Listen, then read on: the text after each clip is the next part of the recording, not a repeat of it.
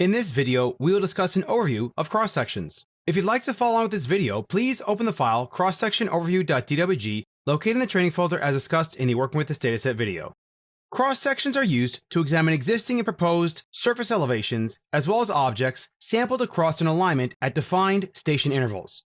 In Civil 3D, section data is defined and displayed using sample lines, sections, and section views, all of which are managed through something called a sample line group.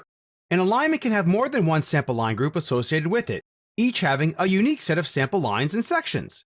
Sample lines live under the alignments category, under the alignment name itself, and here's a sample line group called SL collection. You have the sample lines, the sections, and the section views. So let's talk about the different object types that are involved with these groups. So first we have the sample line itself. The sample line follows the alignment and will control what gets displayed in the section view. The section view is the actual grid view as well as the object itself and everything contained within it. Notice when this object is selected, a blue group appears. If you move this object, everything within the section view will move along with it. You then have section objects, like this section of the existing ground. You have other objects like corridor sections. This is the actual corridor object displayed in the section view. You can also display other object types, for instance, your pipe network objects, as well as, if we look here down below, we have an example of an existing electric line which is projected onto the section view and labeled as well.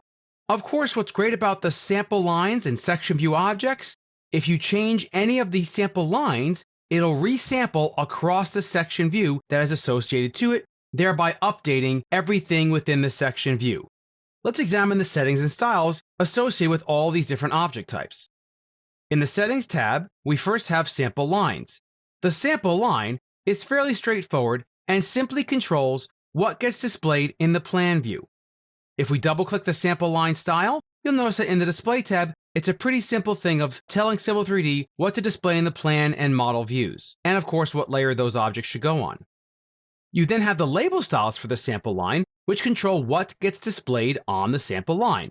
In this case, you'll notice we have the actual stationing there.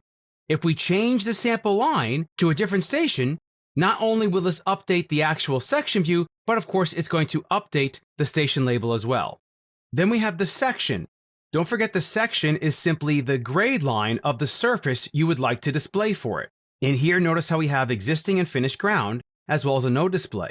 So if we double click this one, it's a pretty simple, straightforward style, and it controls the display of the components and the layer those components should go on.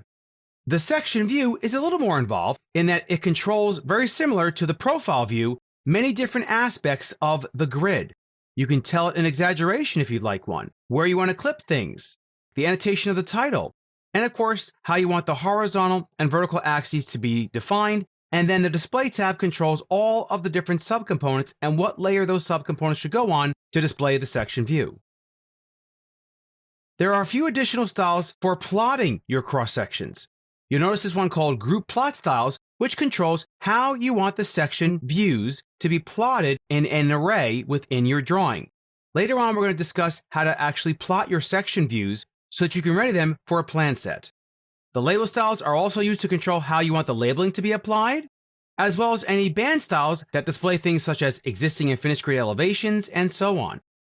And of course, you have table styles to do material volumes and volume calculations within each section view. Don't forget what's controlling the actual corridor section view is the code set style. So remember, under the general category, multi-purpose styles, we have code set styles to display what we want in the different views.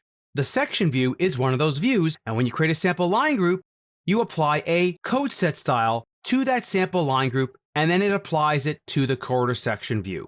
Within the code set style, you can also control what part of the corridor model gets actually annotated. As you can see here, we have annotated our daylighting, some offset elevations, as well as the roadway. This is a really powerful way to control what gets labeled where compared to labeling a section which displays every segment that crosses a triangle leg.